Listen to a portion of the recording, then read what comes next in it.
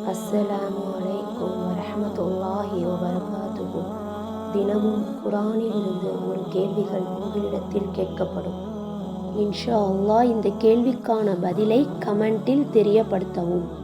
முதலாவது, யாருடைய இரு கைகளும் நாசமாகிவிட்டனர் என்று இறைவன் கூறுகின்றான்?